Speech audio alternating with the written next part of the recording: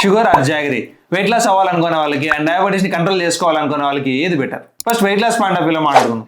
Jaggery and white షుగర్లో calories almost same ఉంటాయి. So మీరు వైట్ షుగర్ని జాగరీతో రిప్లేస్ చేస్తే మిరాక్యులస్గా బరువు అయితే తగ్గిపోరు. అండ్ ఇంకో ఆర్గ్యుమెంట్ కూడా ఉంది, అంటే బెల్లంలో షుగర్ కంటే చాలా న్యూట్రియన్స్ ఎక్కువ ఉన్నాయని. అది నిజమే, జాగరీలో పొటాషియం, మెగ్నీషియం అండ్ ఐరన్ ఉంటుంది, బట్ చాలా టైనీ క్వాంటిటీస్లో ఉంటుంది.